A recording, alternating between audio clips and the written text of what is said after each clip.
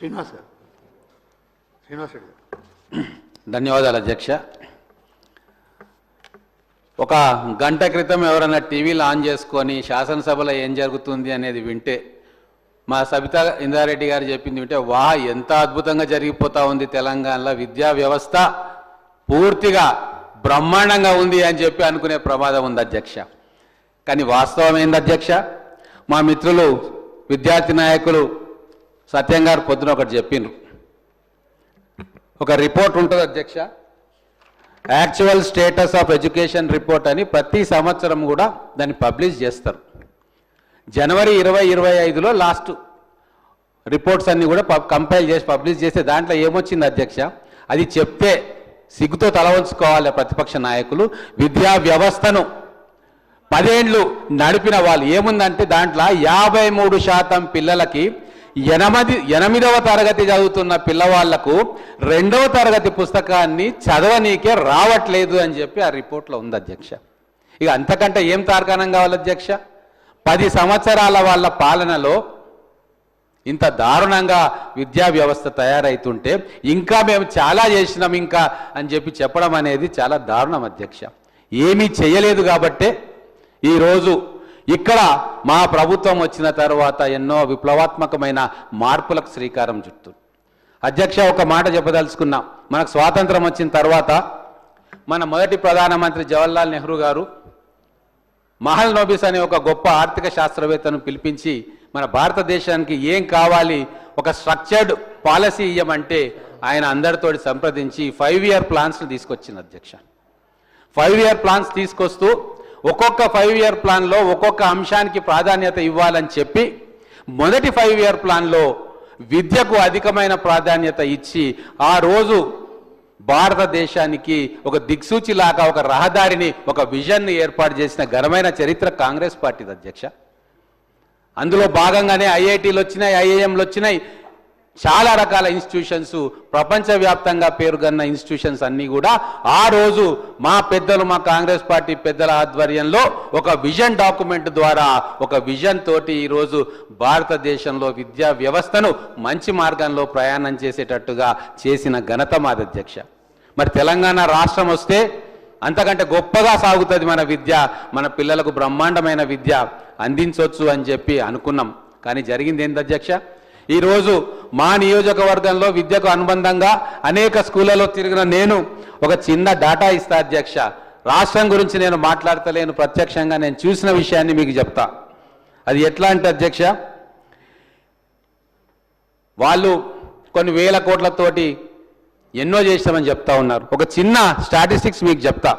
మా government schools Mahabub Nagar కాన్స్టిట్యున్సీలో primary schools కావచ్చు, అప్పర్ ప్రైమరీ కావచ్చు, హై స్కూల్స్ కావచ్చు, దాంట్లో పిల్లలు కూర్చోవడానికి డెస్కులు లేవు అధ్యక్ష, కింద కూర్చుంటా ఉన్నారు. సరే, చిన్నపిల్లలు కింద కూర్చుంటే ఇబ్బంది లేదు కానీ అధ్యక్ష, 8, 9, 10 తరగతులు చదివే ఆడపిల్లలు ఆ వయసులో కింద కూర్చుంటే వాళ్ళు పడే శారీరక బాధ కానీ మానసిక హింస కానీ ఎట్లుంటుంది అధ్యక్ష? ఒక మహిళా విద్యా మంత్రిగా ఉండి 5 సంవత్సరాలు విద్యా మంత్రిత్వ శాఖను ఘనంగా చెప్పినామని చెప్పి ఈరోజు ఇంత పెద్ద లెక్చర్ ఇచ్చిపోయిన వ్యక్తి మహిళలకు, ఆడపిల్లలకు 8, 9, 10 తరగతిలో చదివిన ఆడపిల్లలకు కింద కూర్చొని పెట్టి చదువులు చెప్పింది అధ్యక్ష. మా ఒక్క నియోజకవర్గంలోనే 5,700 డెస్కులు అవసరం ఉండే డ్యువల్ డెస్కులు, 22 లక్షల కోట్ల రూపాయల బడ్జెట్ను ప్రవేశపెట్టిన వీళ్ళు నా కాన్స్టిట్యున్సీలో ఉన్న ఆడపిల్లలకు 5,000 డెస్కులు ఇవ్వడానికి వాళ్ళ దగ్గర నిధులు లేవు, ఇంకేం గొప్పగా చేసిండ్రు, ఈ విద్యా వ్యవస్థను అభివృద్ధి చేసిండ్రు అని చెప్పి ఈ సభ ద్వారా తెలంగాణ ప్రజలకు నేను చెప్పదలుచుకున్నాను అధ్యక్ష. మేము 600 డెస్కులు ఈ ఒక్క సంవత్సరంలోనే ఇచ్చినాం. ఇంకో విషయం అధ్యక్ష, చాలా చేసినామని చెప్పారు కదా, మరి అన్నీ చేస్తే మేము వచ్చిన తర్వాత అమ్మ ఆదర్శ పాఠశాలలో 24,000 పనులు మేము ప్రారంభం చేసి కంప్లీట్ చేసాం అధ్యక్ష. ఇంకా చేయాల్సినవి ఉన్నాయి. మరి వీళ్ళు 10 సంవత్సరాలలో 24,000 వర్క్స్ చేశారా? దాంట్లో మరుగుదొడ్లు ఉన్నాయి, వాటర్ కనెక్షన్స్ ఉన్నాయి, ఎలక్ట్రిసిటీస్ ఉన్నాయి, చిన్న చిన్న రిపేర్స్ ఉన్నాయి. మరి ఇవన్నీ కూడా వాళ్ళ దృష్టికి రాలేదు. కానీ 1000 రెసిడెన్షియల్ స్కూల్స్ కట్టినాము, చాలా గొప్పగా కట్టినామని చెప్పిపోయిన ఒక్కరు కూడా ఇక్కడ లేరు మళ్ళీ సమాధానం ఇవ్వడానికి. మరి 1023 రెసిడెన్షియల్ స్కూల్స్ కడితే 660 స్కూల్స్లో సొంత భవనాలు లేవు అధ్యక్ష. అదే మహల్ నోబిస్ గారు మళ్ళీ ఒక మాట చెప్పింది ఆ రోజు, ఇది వినాలే. ప్రతిపక్ష సభ్యులు ప్రతిసారి మీరు అది చేయలేదు అంటారు కదా, బాధ్యతారహిత్యంగా బాధ్యతతో కూడిన వ్యక్తులం కాబట్టి నేను ఈరోజు ఒక మాట చెప్తా ఉన్నా. ఆ రోజు ఒక సోషల్ ఇంపాక్ట్ కానీ లేదా ఎడ్యుకేషనల్ సంబంధించిన అంశాలకు కానీ ఒక పాలసీ డెసిషన్ తీసుకున్న తర్వాత గ్రౌండింగ్ చేయడానికి 3 సంవత్సరాలు పడుతుంది అధ్యక్ష. అలాగే ఇన్ఫ్రాస్ట్రక్చర్ ప్రాజెక్ట్స్ను ప్లానింగ్ చేసుకొని దాన్ని గ్రౌండింగ్ చేసి ఆ రిజల్ట్స్ రావడానికి 10 సంవత్సరాలు పడుతుంది అధ్యక్ష. మెడికల్ ఇన్ఫ్రాస్ట్రక్చర్ను ప్లానింగ్ చేసుకొని గ్రౌండింగ్ చేయడానికి 5 సంవత్సరాలు పడుతుంది అధ్యక్ష. ఇది ప్రపంచవ్యాప్తంగా ఒక పనిని మనం అనుకొని విజువలైజ్ చేసుకొని ప్రణాళిక రచించి ఫండ్స్ కేటాయించుకొని గ్రౌండింగ్ చేయడానికి పడే సమయం అని చెప్పి అంతర్జాతీయంగా ఎకనామిస్టులు కానీ మిగతా వాళ్ళు తీసుకున్న సమయం.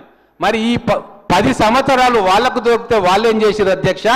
15 నెలల్లో 3 నెలలు కోడ్కు పోయిన తర్వాత, ఎలక్షన్ కోడ్ వచ్చిన తర్వాత కేవలం 12 నెలల్లో మేము చేసిన పనులను ఒక్కసారి బేరీజ్ వేసుకోవాలి కదా అధ్యక్ష. వాళ్ళు చేయలేని పనులు ఎన్నిటినో మేము చేస్తూ ఒక దిశానిర్దేశం మా ఎడ్యుకేషన్ రంగానికి, విద్యా వ్యవస్థకి ఇచ్చే ప్రయత్నం మేము చేసినాం. కేవలం విద్య కోసమే విద్య అన్నట్టు కాకుండా సమాజం మొత్తాన్ని బాగు చేసి దాన్ని విద్య వైపు మరలించేటట్టుగా మేము వినూత్నమైన పథకాలు తీసుకురాలేదు అధ్యక్ష. ఒక్క ఉదాహరణ చెప్తా. మేము రాగానే ఇదే అసెంబ్లీ ప్రాంగణంలో మన అందరం కూడా పాల్గొన్నాం. మన గౌరవ ముఖ్యమంత్రి గారు, మిగతా మంత్రులు, మేము అసెంబ్లీలో వచ్చిన 2వ రోజు 3వ రోజు వెళ్ళి మహిళల కోసం ఫ్రీ బస్సును మేము ఆ రోజు మన అందరం ప్రారంభోత్సవం చేసుకున్నాం కదా అధ్యక్ష. దాని ఇంపాక్ట్ ఈరోజు తెలంగాణ వ్యాప్తంగా మహిళల విద్య మీద అద్భుతమైన ఇంపాక్ట్ అది కనబడతా ఉంది. అది వాళ్ళకు కనబడతలేదు కానీ సమాజం అర్థం చేసుకుంటుంది అధ్యక్ష. ఎటువంటి ఇంపాక్ట్ పడుతుందంటే ఉదాహరణ చెప్తా.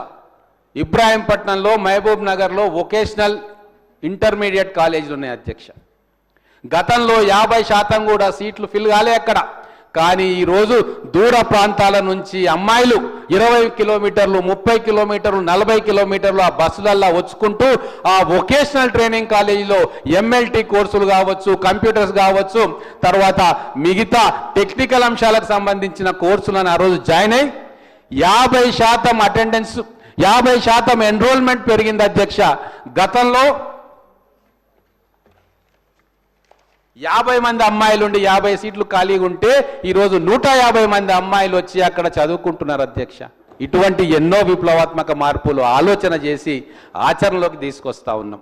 ఎందుకంటే ఇక్కడ ఒక వ్యక్తి ఆలోచన కాదు, సమిష్టి ఆలోచన జరుగుతుంది. కాబట్టి సమాజానికి ఏది అవసరమో ఏది కాదు, ఎక్కడ ఖర్చు పెట్టాలి, ఎక్కడ ఖర్చు పెట్టకూడదు అని చెప్పి ఒక నిర్దిష్టమైన ప్రణాళికతోటి ముందుకు పోతా ఉన్నాం. కాబట్టి మనకి రిజల్ట్స్ వస్తూ ఉన్నాయి అధ్యక్ష. ఒక చిన్న విషయం, ప్రపంచంలో మన కోవిడ్ ఎప్పుడు వచ్చింది అధ్యక్ష? 2019లో మొదలైంది. దాని ప్రభావం 2020 కోవిడ్. ఆ రోజు ఆ కోవిడ్ దుష్ప్రభావం వలన ప్రపంచ దేశాల్లో ఆర్థిక వ్యవస్థలన్నీ కూడా కుప్పగోల్పోయిన సందర్భం. అమెరికా, చైనా, UK లాంటి ఎన్నో దేశాలు, అప్పటిదాకా బలంగా ఉన్న దేశాలు పారిశ్రామిక రంగంలో కావచ్చు, మిగతా రంగాల్లో కావచ్చు, చాలా ఇబ్బందులకు గురైనాయి. ఒక్క అమెరికానే $36 ట్రిలియన్ అప్పును తీసుకొని ఆ కోవిడ్ యొక్క పరిణామాల నుంచి బయటపడడానికి, ఆ అప్పును తీర్చడానికి వాళ్ళ పౌరసత్వాన్ని కూడా ఈరోజు $5 మిలియన్ కోసం అమ్ముతున్న చరిత్ర మనం ఈరోజు చూస్తూ ఉన్నాం. నేను ఇది ఎందుకు చెప్పదలుచుకున్నానంటే అధ్యక్ష, ఒక విపత్కర పరిస్థితి ఉన్నప్పుడు ప్రభుత్వాలు పారదర్శకతతోటి మేధస్సు గల ముఖ్యమంత్రి ఇక్కడ ఉంటే, సమాజం గురించి అవగాహన ఉన్న ముఖ్యమంత్రి ఉంటే రానున్న కాలం భయానకరంగా ఉంటుంది. కాబట్టి మనం ఖర్చు పెట్టే ప్రతి పైసా కూడా సమాజానికి ఉపయోగపడాలి అనే ఒక ఇంగిత జ్ఞానంతో వాళ్ళు ఆ రోజు ఆలోచన చేసిన అధ్యక్ష. మన గత పాలకులు, మన గత ముఖ్యమంత్రి గారు 1,00,000 కోట్ల రూపాయలు పనికిరాని నిరర్థక కాళేశ్వరం ప్రాజెక్టులో ముంచి ఈరోజు 65,000 కోట్ల రూపాయలు సాలీన అప్పు కట్టేటట్టు చేసిన దుర్మార్గపు పరిపాలన వల్లనే కదా ఈరోజు క్యాపిటల్ ఎక్స్పెండిచర్ కోసం మేము నెలకు 500 రూపాయలు కూడా ఖర్చు పెట్టలేని దౌర్భాగ్యమైన పరిస్థితికి తీసుకొచ్చింది ఎవరు అధ్యక్ష? వాళ్ళు కాదా? మేమున్నామా 10 సంవత్సరాల నుంచి అధికారంలో? వాళ్ళు ఉన్నారు. గౌరవ మాజీ ఫైనాన్స్ మినిస్టర్ గారికి తెలియదా మన ఆర్థిక పరిస్థితి 2014లో ఎట్లుండే? ఆ రోజు 16,000 కోట్ల మిగులు బడ్జెట్ తోటి ఈ రాష్ట్రాన్ని వాళ్ళ చేతికి ఇస్తే, మాకు 10 సంవత్సరాల తర్వాత వాళ్ళు చేసిన నిర్వాహకం వల్ల మా చేతికి ఏమొచ్చింది అధ్యక్ష ఖర్చు పెట్టడానికి?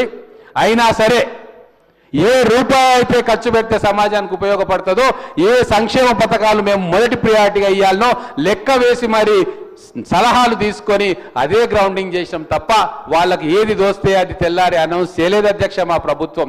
అందుకే ఈరోజు సోషల్ ఇంపాక్ట్ కావచ్చు, ఎడ్యుకేషన్ కావచ్చు, ఖచ్చితంగా సరైన మార్గంలోకి ప్రయాణం చేస్తూ ఉంది. దానికోసం ఇక్కడ ఎన్రోల్మెంట్ పెరుగుతూ ఉంది. ఎన్రోల్మెంట్ ఎందుకు పెరుగుతూ ఉంది? వారు చెప్పిన లెక్కలలో 10 సంవత్సరాల నెగటివ్ ఇంపాక్ట్ గత సంవత్సరం కనబడి ఉండొచ్చు. కానీ ఎట్లయితే మాల్నోబిస్ గారు చెప్పినరో 5 సంవత్సరాల కాలం ఖచ్చితంగా పడుతుంది మన విద్యా వ్యవస్థను నెక్స్ట్ స్టేజ్కి తీసుకురావడానికి. ఆ ఇంపాక్ట్ ఇప్పుడు మనకు కనబడతా ఉంది అధ్యక్ష. చాలా గొప్పలు చెప్పుకుంటా ఉన్నారు, కానీ అధ్వానమైన పరిస్థితి ఉన్నది అధ్యక్ష. నిజంగా పాఠశాలల్లో టీచర్లు లేక ఈరోజు మేము గ్రామాన మా ఎమ్మెల్యేలు మేము స్కూళ్ళలోకి పోయి ఏం చెప్తున్నాం అధ్యక్ష? వీళ్ళే సాక్ష్యం. అయ్యా, గతంలో పంతులు లేక మీరు డ్రాప్అవుట్ అవుతా ఉన్నారు, ఇప్పుడు మేము 11,000 టీచర్లను రిక్రూట్ చేసుకున్నాము, ప్రతి స్కూల్కు కూడా టీచర్ వస్తూ ఉన్నాడు అని చెప్తే అవును వస్తున్నారు అన్నారు. కానీ ఒకసారి మిడిల్ ఆఫ్ ద ఇయర్లో జాయినింగ్స్ ఉండవు అధ్యక్ష. ఎందుకు తగ్గినాయి వాళ్ళు అంటా ఉన్నారు. ఖచ్చితంగా నెక్స్ట్ అకాడమిక్ ఇయర్లో మొత్తం సమాజానికి కాన్ఫిడెన్స్ వచ్చింది, బడులు సక్రమంగా నడుస్తాయి, బళ్ళలో మౌలిక వసతుల కల్పన జరిగింది, టాయిలెట్స్ కావచ్చు, బెంచెస్ కావచ్చు, బోర్డ్స్ కావచ్చు, టీచర్స్ కావచ్చు, కాంపౌండ్ వాల్ కావచ్చు, ఎలక్ట్రిసిటీ కావచ్చు, ఫ్యాన్స్ కావచ్చు, ఇవన్నీ కూడా ఈ ఒక్క సంవత్సరంలో ప్రభుత్వం ఎన్నో ప్రయాసల కోర్చి ఆర్థిక పరిస్థితి బాగలేకున్నా కూడా వాళ్లకు ఇచ్చినందుకు, వర్కులు కంప్లీట్ చేసినందుకు ఖచ్చితంగా వచ్చే అకాడమిక్ ఇయర్లో బ్రహ్మాండంగా మా పిల్లలు చేరిక జరుగుతుంది అధ్యక్ష. మూలాలకు వెళ్ళాలి మనం. పరిపక్వత గల రాజకీయ నాయకులు ఎప్పుడు కూడా చిన్న విషయాలను పట్టుకొని అసెంబ్లీలో ప్రస్తావించకూడదు. విధాన నిర్ణయాల గురించి మాట్లాడాలి, పాలసీ గురించి మాట్లాడాలి. ఆ పాలసీ మీరు ఏం చేసిర్రు, దాంట్లో లోటుపాట్లు ఏమున్నాయని చెప్పి చర్చ జరగాలి. అదే మా బాధ్యత శాసనసభ్యులుగా. అంతేగాని ఒక పిల్లవాడికి అస్వస్థతగా ఉన్నాడు, ఒక దాంట్లో ఫుడ్ పాయిజనింగ్ అయింది, ఇవన్నీ మనం గతంలో చర్చ చేసుకున్నాం. ఈ సంవత్సరం మా హయాంలో ఎన్ని జరిగినాయో అంత 10 రెట్లు ఫుడ్ పాయిజనింగ్ వాళ్ళ హయాంలో జరిగిన విషయం వాళ్లకు తెలుసు. గతంలో ఇదే అసెంబ్లీ వేదికగా మేము ఆధారాలతో సహా సిద్దిపేట, గజ్వేలు, సిరిసిల్లలో ఎన్ని ఫుడ్ పాయిజనింగ్ కేసులు జరిగినాయని చెప్పి వివరించి చెప్పినా కూడా మళ్ళీ అదే పాతపాట పాడుతూ ఉన్నారు. ఈరోజు నేను ప్రతిపక్ష డిఫాక్టో అపోజిషన్ లీడర్గా వ్యవహరిస్తున్న మా మిత్రులు, చిరకాల మిత్రులు హరీష్ రావు గారిని కూడా అడగదలుచుకున్నా. ఫైనాన్స్ పోర్ట్ఫోలియో వారి దగ్గరనే ఉంది కదా. ఈరోజు ఈ దుస్థితికి కారణం ఎవరు? ఈరోజు ఈ దుస్థితికి కారణం అర్థం పర్థం లేకుండా అప్పులు తీసుకొచ్చి మన పిల్లలకు, సమాజానికి కావాల్సిన ప్రాజెక్టులను మన స్కూళ్ళ మీద, మన రోడ్ల మీద పెట్టకుండా కేవలం ఇరిగేషన్ ప్రాజెక్ట్స్ మీద, కాళేశ్వరం మీద పెట్టినందుకే ఆ భారాన్ని ఇప్పుడు మోస్తా ఉన్నాం. ఇంకో 10 సంవత్సరాలు కూడా మోయాల్సి వస్తుంది అధ్యక్ష. ఈ పాపంలో పూర్తిగా వారిదే పాపం తప్ప మాకు దాంట్లో సంబంధం లేదు. మేము ఇంకా ఆ పాప పరిహారం మేము చేస్తూ ఉన్నాం. ఈ సంవత్సరమే కొన్ని వేల కోట్ల రూపాయలు ఇన్స్టాల్మెంటు వడ్డీని కట్టి వాళ్ళ పాపాన్ని మేము మోస్తూ ప్రక్షాళన చేసే కార్యక్రమం చేస్తున్నాం. ఇది వాళ్ళు అర్థం చేసుకోవాలని నేను చెప్తా ఉన్నాను అధ్యక్ష. అలాగే ఇంకొక గొప్ప విషయం జరుగుతూ ఉంది అధ్యక్ష. సమాజంలో రెవల్యూషన్స్ అన్నీ కూడా సైలెంట్గా జరుగుతాయి. అటువంటి ఒక రెవల్యూషన్ విద్యా వ్యవస్థలో మా ప్రభుత్వం, మా ముఖ్యమంత్రి గారు, మా మంత్రివర్గం తీసుకున్న మార్పులతో మొదలైంది అధ్యక్ష. ఏంటి ఆ రెవల్యూషన్ అంటే ఈరోజు ఫ్రీ బస్సు ఎగతాళి చేసింది కదా అధ్యక్ష. ఫ్రీ బస్సు తోటి ప్రతి సగటు మహిళ ఈరోజు తెలంగాణలో 150 కోట్ల ఫ్రీ ట్రిప్స్ అయితే ఆ డబ్బు ఎక్కడికి పోతుంది అనుకున్నారు అధ్యక్ష? 5,000 కోట్ల రూపాయల డబ్బు మా ఆడపడుచుల దగ్గర జమైతే దాన్ని అది కూడా సర్వే చేస్తున్నాం అధ్యక్ష. ఆ డబ్బు ఎక్కడ ఖర్చు పెడతా ఉన్నారు అధ్యక్ష వాళ్ళు? ఆ డబ్బు పిల్లల ఎడ్యుకేషన్కు, వాళ్ళ ఇంట్లో సరుకులు కొనడానికి, అలాగే న్యూట్రిషన్. మీరు నెక్స్ట్ 1 or 2 ఇయర్స్లో లెక్కలు తీయండి అధ్యక్ష. మాల్ న్యూట్రిషన్ రేటు ఎంత తగ్గుతుందో చూడండి.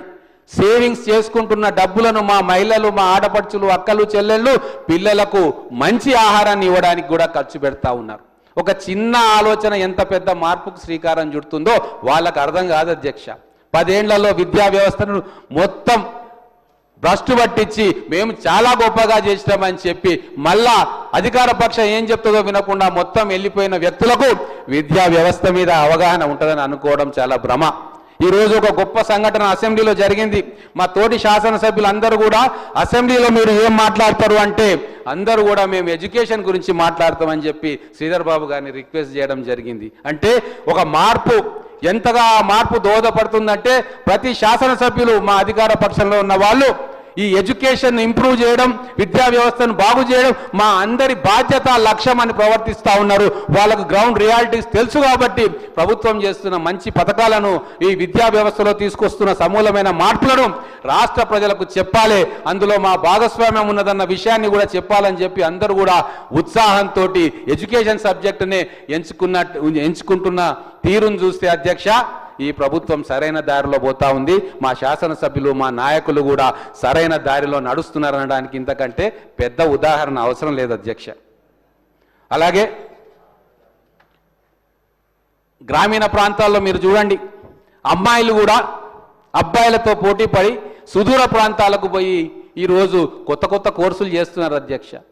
నేను అడిగిన ఎడ్యుకేషనల్ ఎక్స్పర్ట్స్ని లేదా హైదరాబాదులో, గచ్చిబౌలిలో, అమీర్పేట్లో, మిగతా ప్రాంతాల్లో ఉన్న టెక్నికల్ కోర్సెస్ కోచింగ్ ఇచ్చే వాళ్ళని అడిగితే వాళ్ళు ఒకటే మాట చెప్తా ఉన్నారు, అనూహ్యంగా ఈ సంవత్సరం టెక్నికల్ కోర్సెస్ చేసే అమ్మాయిలు అబ్బాయిల సంఖ్య విపరీతంగా పెరిగింది అని. ఎందుకు పెరుగుతుంది అధ్యక్ష? అది గతంలో ఇంటి నుంచి బయటికి వెళ్ళాలి అంటే కేవలం హైదరాబాద్ జంట నగరాల్లో ఉండే వాళ్ళే అమీర్పేటో, గచ్చిబౌలో, కోటియో, కాచిగూడకో పోయి ఇటువంటి విద్యా సంస్థలలో కోర్సులు చేసేవారు. కానీ ఈరోజు వాళ్లకు ఆలోచన నేర్పించినాం, వాళ్ళ సంఖ్యలను మేము తెంచినాం. ఆ విద్యార్థులు ఈరోజు బస్సులలో ప్రయాణం చేసి వచ్చి ఈ కోర్సులలో ఏమేం కోర్సులు చేస్తున్నారు అధ్యక్ష? వాళ్ళు ఒక ప్రభుత్వం 10 మందికి కోర్సులను నేర్పించగలిగితే ప్రైవేటు వ్యవస్థలు కొన్ని వేల మందికి ఆ కోర్సులను ఈరోజు నేర్పిస్తూ ఉన్నాయి. వెబ్ డిజైనింగ్ కోర్సులు చేస్తూ ఉన్నారు, యానిమేషన్ కోర్సులు చేస్తూ ఉన్నారు, డిజిటల్ మార్కెటింగ్ కోర్సులు చేస్తూ ఉన్నారు, ఫ్యాషన్ డిజైనింగ్ కోర్సులు చేస్తూ ఉన్నారు.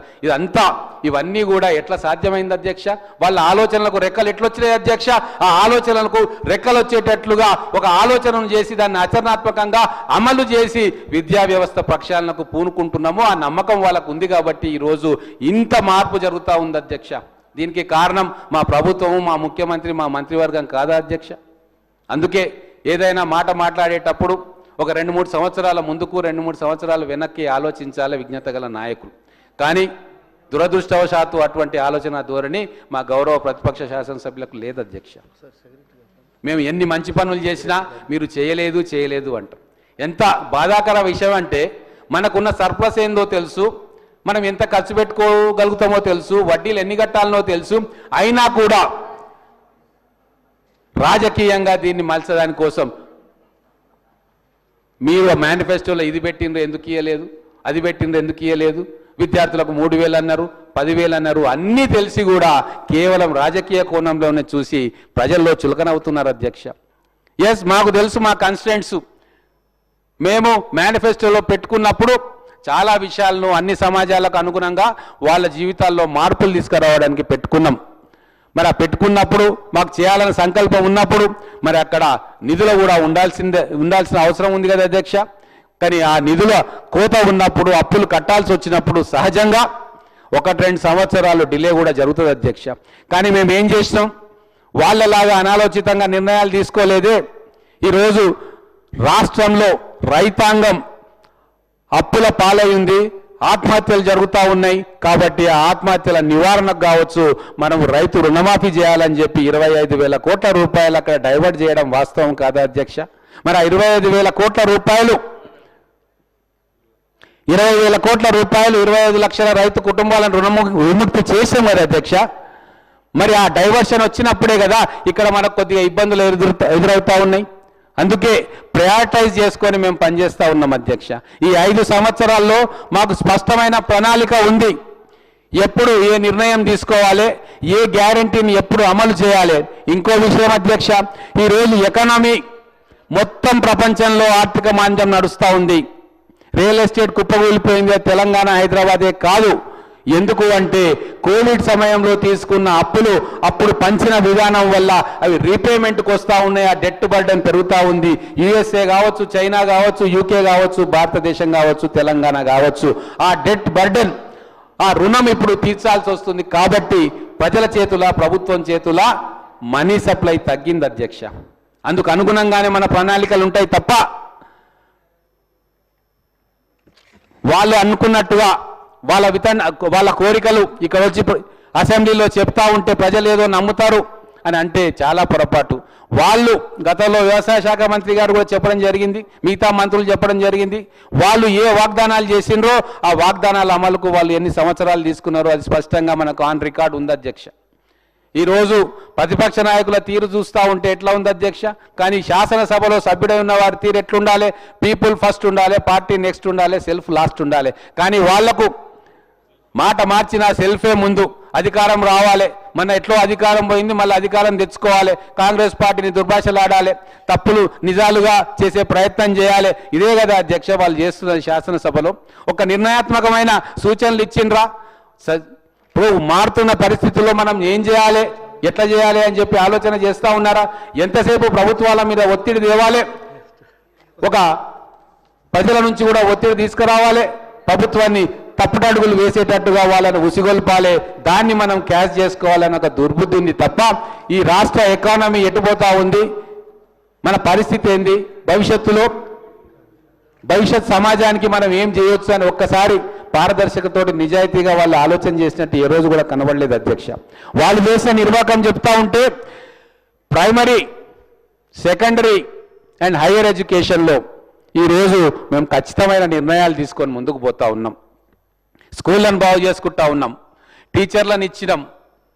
అలాగే రాబోయే రోజుల్లో ఇప్పుడు 20% ఒక లెక్క ప్రకారం అధ్యక్ష రెసిడెన్షియల్ కాలేజీలు కానీ స్కూల్స్ కానీ ఎంత చేసినా కూడా సమాజంలో 20% విద్యార్థులకు మాత్రమే మనం అకామిడేషన్ ఇవ్వగలుగుతాం. అవి కూడా ఎందుకు అంటే కొన్ని కుటుంబాల్లో పిల్లలు తల్లిదండ్రులు కూలి పనికో లేదా ఉద్యోగాలకో పోతే ఆ పిల్లలు ఇంట్లో సంరక్షణ చూసే వాళ్ళు ఉండరు కాబట్టి, లేదా కొంతమంది పిల్లలు మిగతా పిల్లల కంటే ఎక్కువ ఉత్సాహవంతులు తెలివిమంతులు ఉంటారు కాబట్టి కొద్దిగా అధ్యక్ష వాళ్ళ కోసం స్పెషల్గా మనం రెసిడెన్షియల్ స్కూల్స్ కాలేజెస్ పెట్టాలని ఒక ఆలోచనతోటి ఇది మొదలైంది అధ్యక్ష. దాన్ని ఎంతో గొప్పగా మేమేమో చేస్తామని చెప్పి ఒక మోడల్ని ఆవిష్కరించే ప్రయత్నం చేసి ఘోరంగా విఫలమైంది అధ్యక్ష. కానీ మేము అదే మోడల్ని సమాజంలో అందరూ సమానంగా ఉండాలి, భేదభావాలు పోవాలని చెప్పి దాన్ని కొద్దిగా మార్పులు చేర్పులు చేసి ఆ 660 స్కూల్స్ ఇన్ఫ్రాస్ట్రక్చర్ లేదు, అద్దె భవనాల్లో ఉంటుంది కాబట్టి వాటన్నిటిని కూడా మార్పు చేసి దాదాపుగా ప్రతి నియోజకవర్గంలో ఒక ఇంటిగ్రేటెడ్ రెసిడెన్షియల్ స్కూల్ అక్కడ కట్టి 150 కోట్లు కాదు ఇంకా ఎక్కువైనా సరే అమెరికా లెవెల్లో, యూరప్ లెవెల్లో ఆట స్థలాలతోటి, లైబ్రరీస్ తోటి, డిజిటల్ లైబ్రరీ, అన్ని రకాల వసతులతోటి మన ఎస్సీ, ఎస్టీ, బీసీ మైనారిటీలు ఒకే ప్రాంగణంలో చదువుకొని మనమంతా ఒకటే భారతీయులము, మనమందరము కూడా ఎక్కువ తేడాలు లేవు అని చెప్పి ఒక సమాజాన్ని, ఒక ఈక్వాలిటీతో ఉన్న సమాజాన్ని నిర్మాణం చేయాలని మేము కలలు కంటూ దాంట్లో దాదాపుగా 58 స్కూళ్ళను మొదటి సంవత్సరంలోనే శాంక్షన్ చేసి పనులు మొదలు పెడతా ఉంటే ఆ మంచి పని వాళ్ళ కనబడతలేదా అధ్యక్ష? ఎంతసేపు మేము ఇది చేసినాం అది చేసినాం అని చెప్పుతాం, కానీ మేము చేసిన మంచి పని ఒకటైనా వాళ్ళు ఒప్పుకుంటున్నారా అధ్యక్ష? అందుకే ఒకటి హైయర్ ఎడ్యుకేషన్కి వస్తే ప్లీజ్ ఒక 2 నిమిషాలు అధ్యక్ష, ఒక చిన్న డాటా చెప్పాలా, ఎందుకంటే బట్టగాల్సి మీద పడేసి వెళ్ళిపోయిన వాళ్ళు, దానికి సమాధానం చెప్పుకోవాల్సిన బాధ్యత మా మీద ఉంది, మా ప్రభుత్వం మీద ఉంది. ఇంజనీరింగ్ విద్య చూద్దాం అధ్యక్ష, ఎంత ఘోరమైన పొరపాట్లు వీళ్ళు చేసిందనేది చెప్తాం. ఉస్మానియా యూనివర్సిటీ 100 ఏళ్ల క్రితం స్థాపించబడ్డది అధ్యక్ష. దాని ఇంజనీరింగ్ కాలేజ్ ఇంజనీరింగ్ సీట్ల ఇంటేక్ ఎంత అంటే అధ్యక్ష 420. జేఎన్టీ ఇంజనీరింగ్ కాలేజీలో కూడా 420 సీట్లు మాత్రమే ఉంటాయి, 420 మంది ఇంజనీర్లో పాస్ అవుతారు. మరి దీని తర్వాత మన మొత్తం రాష్ట్రంలో 1,40,000 ఇంజనీరింగ్ సీట్లు ఉన్నాయి సుమారుగా అటు ఇటుగా.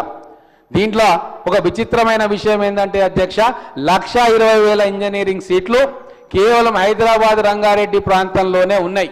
మరి ఆదిలాబాద్ పిల్లలు ఇంజనీరింగ్ విద్యకు నోచుకోవద్దా, ఖమ్మం పిల్లలు నోచుకోవద్దా, మహబూబ్ నగర్ పిల్లలు నోచుకోవద్దా అంటే ఈ అనామలిని కూడా గుర్తించలేని దౌర్భాగ్యమైన పరిస్థితుల్లో వారి పరిపాలన చేశారు. ఎందుకంటే దీంట్లో స్పష్టమైన కారణాలు ఉన్నాయి, దాని తర్వాత వస్తుంది అధ్యక్ష. మొత్తం 145 రూరల్ ఇంజనీరింగ్ కాలేజీలు 2014 తర్వాత మూతపడ్డాయి. దాని గురించి ఎందుకు మాట్లాడరు అధ్యక్ష? కేవలం హైదరాబాద్ చుట్టుముట్టు ఉన్న ప్రాంతాల్లో ఉన్న పిల్లలకే ఇంజనీరింగ్ విద్య అవసరమా? గ్రామీణ ప్రాంతాల పిల్లలకు ఇంజనీరింగ్ విద్య వద్దా అధ్యక్ష? అందుకే ఈ రోజు లెక్కలు వాళ్ళ దృష్టికి తీసుకురాదలుచుకున్నాం. ఆదిలాబాద్లో ఒక ప్రైవేట్ ఇంజనీరింగ్ కాలేజ్ లేదు, వరంగల్లో 24 ఉంటే వీళ్ళ హయాంలో 8 ఇంజనీరింగ్ కాలేజీలే, మిగిలినాయి, మిగతాయి మూతపడ్డాయి. కరీంనగర్లో 18 ఉంటే 7 ఫంక్షనింగ్ ఉన్నాయి, మిగతాయి మూతపడ్డాయి. నిజామాబాద్లో 10 ప్రైవేట్ ఇంజనీరింగ్ కాలేజీలు ఉంటే ఇప్పుడు కేవలం 3 నడుస్తూ ఉన్నాయి, 7 మూతపడ్డాయి. నల్లగొండలో 48 ప్రైవేట్ కాలేజీలు ఉంటే 8 నడుస్తూ ఉన్నాయి, మిగతాయి మూతపడ్డాయి. మెదక్లో 20 కాలేజీలు ఉంటే 6 నడుస్తున్నాయి, మిగతా మూతపడ్డాయి. ఖమ్మంలో 23 ఉంటే 11 నడుస్తున్నాయి, మిగతాయి మూతపడ్డాయి. మహబూబ్ నగర్లో 11 ఉంటే ఇప్పుడు 2 నడుస్తున్నాయి, మిగతా మూతపడ్డాయి. ఎందుకు ఇది జరుగుతూ ఉంది అధ్యక్ష? వాళ్ళ దృష్టికి రాలేదా? 8 జిల్లాల్లో 46 కాలేజీలలో, రూరల్ ఇంజనీరింగ్ కాలేజీలలో కేవలం 16,500 మంది పిల్లలే చదువుతా ఉన్నారు. మిగతా 1,20,000 మంది హైదరాబాద్లో చదువుతా ఉన్నారు. కానీ మన ఫీజు రియంబర్స్మెంట్ ఎవరికి పోతుంది అధ్యక్ష? ఈ దారుణాలన్నీ కూడా ప్రపంచానికి తెలియాలి అధ్యక్ష. విద్యా వ్యవస్థను ఎట్లా విధ్వంసం చేసిరు, దానికి కారణం ఎవరు అనేది తెలియాలి అధ్యక్ష. ఇప్పటిదాకా మనం primary, secondary, upper and high school చూసినాము. ఇప్పుడు ఇంజనీరింగ్ వ్యవస్థ, సాంకేతిక వ్యవస్థ గురించి కూడా మాట్లాడుకోవాలి అధ్యక్ష. కేవలం మల్లారెడ్డి గ్రూపుకు 18,000 ఇంజనీరింగ్ సీట్లు ఉన్నాయి అధ్యక్ష. శ్రీనిధికి 3,000 సీట్లు ఉన్నాయి అధ్యక్ష. గురునానక్కు 3,000 సీట్లు ఉన్నాయి అధ్యక్ష. VB8కి 3,000 సీట్లు ఉన్నాయి అధ్యక్ష. అనురాగ్ యూనివర్సిటీకి కూడా దాదాపు 2,500 సీట్లు. మరి ఫీజు రియంబర్స్మెంట్ ఎవరి ఖాతాలకు పోతుంది అధ్యక్ష? ఎవరికి ఇవ్వాలి అధ్యక్ష ఫీజు రియంబర్స్మెంట్? ఫీజు రియంబర్స్మెంట్ ఇవ్వాల్సింది గ్రామీణ ప్రాంతాల్లో చదువుతున్న ఇంజనీరింగ్ విద్యార్థులకు ఆ ఫీజు రియంబర్స్మెంట్ ఇస్తే వాళ్ళకి ఎంకరేజ్ చేసినట్టు అయ్యి ఇంకా కాలేజీలు అక్కడ వస్తాయి, అక్కడ మన పిల్లలు చదువుతారు. ఇక అన్ని వసతులు ఉన్న హైదరాబాద్, సికింద్రాబాద్లో 1000 ఇంజనీరింగ్ సీట్ల రూపంలో కోట్ల రూపాయలు పెద్దవాళ్లకు పోతా ఉన్నాయి. అవి ఎవరు అధ్యక్ష? వాళ్ళందరూ ఎవరికి సంబంధించిన వాళ్ళ అధ్యక్ష? దీని మీద కూడా చర్చ పెట్టాలి కదా అధ్యక్ష. దాన్ని కప్పేస్తారు అధ్యక్ష. ఈ విషయాలన్నీ కూడా వాస్తవాలు ఈ ప్రజల దృష్టికి రావాలి అధ్యక్ష. అందుకే అవే private universities, engineering college private university అంటే ఇంజనీరింగ్ కాలేజీలు తప్ప ఇంకోటి కాదు అధ్యక్ష. చెప్పిన అవి కూడా చెప్పిన ఒకటే నేను చెప్పదలుచుకున్నాను అధ్యక్ష. ఈ రోజు ఒక చిన్న సూచన ఇస్తా. స్కిల్ యూనివర్సిటీస్ మనం పెట్టుకున్నాం, దానికి శంకుస్థాపన కూడా చేసినాం. స్పోర్ట్స్ యూనివర్సిటీ మనం అనుకుంటా ఉంటాం. స్కిల్ యూనివర్సిటీకి అంతర్జాతీయ సంస్థలతో టైఅప్ కూడా చేసుకుంటా ఉంటాం. ప్రతి జిల్లాలో కూడా హబ్ అండ్ స్పోక్ మోడల్గా అక్కడ కూడా ఒక సెంటర్ పెట్టుకుందాం అనుకుంటున్నాం, స్కిల్ యూనివర్సిటీకి సంబంధించిన కాలేజీని. వీటన్నిటిని కూడా మనం రూరల్ ఇంజనీరింగ్ కాలేజీలకు అనుసంధానం చేసి మనం ఇచ్చే ఫీజు రియంబర్స్మెంట్తో పాటు అదనపు ఇన్సెంటివ్ ఇచ్చి అక్కడ చదివే ప్రతి గ్రామీణ విద్యార్థికి ఇంజనీరింగ్ విద్యతో పాటు, డిగ్రీ విద్యతో పాటు, పీజీ విద్యతో పాటు స్కిల్ డెవలప్మెంట్ కోసం కూడా మనమే డబ్బులు అక్కడ వాళ్ళకి ఇచ్చి ఆ కాలేజీ యాజమాన్యాలతోటి మనం ఆ స్కిల్ డెవలప్మెంట్ చేపిస్తే ఖచ్చితంగా 4-5 సంవత్సరాల్లోనే లక్షల మంది స్కిల్డ్ వర్క్ ఫోర్స్ మనం తయారు చేయొచ్చు అధ్యక్ష. 10 సంవత్సరాల్లో వాళ్ళు ఏం వెరగబెట్టిరో మన కళ్ళ ముందు ఉంది. ఒక్క యూనివర్సిటీ స్కిల్ డెవలప్మెంట్ తీసుకురాలే, ఒక్కరికి సాంకేతిక విద్యలో స్కిల్స్ ఇవ్వాలి మా పిల్లలకన్నా ఆలోచన వాళ్ళకి రాలే. కానీ ఒక గొప్ప ఆలోచన మేము చేస్తూ ఉన్నాం, దానికి అనుగుణంగా అడుగులు పడతా ఉన్నాయి అధ్యక్ష. మీ ద్వారా తెలంగాణ సమాజానికి మేము తెలియజెప్పేది ఒకటే, ఒక నిర్దిష్టమైన ప్రణాళిక ఉంటుంది. ఏ పథకమైనా అమలు కావాలంటే దానికి ఆచరణ ఉండాలి, గైడ్ లైన్స్ రావాలి, ఫండింగ్ రిసోర్సెస్ మొబిలైజ్ చేసుకోవాలి, దాని తర్వాత అది గ్రౌండింగ్ అవుతుంది. అదే పనిలో మేము ఉన్నాం అధ్యక్ష. ఇంత క్లిష్టమైన ఆర్థిక సంక్షోభం మన ముందు కనబడుతున్నా, ప్రపంచ దేశాలు మొత్తం కూడా కుదేలవుతా ఉన్నా, ఉన్న రిసోర్సెస్ తోటి ఒకటొకటిగా ప్రయారిటైజ్ చేసుకొని మేము ఇచ్చిన ప్రతి వాగ్దానాన్ని ఈ 5 సంవత్సరాల కాలంలో అమలు చేసి తీరుతాం అధ్యక్ష. ఇది ప్రజలకి. Thank you. కవ్వంపల్లి సత్యనారాయణ గారు. థ్యాంక్ యూ అధ్యక్ష. ప్రాథమిక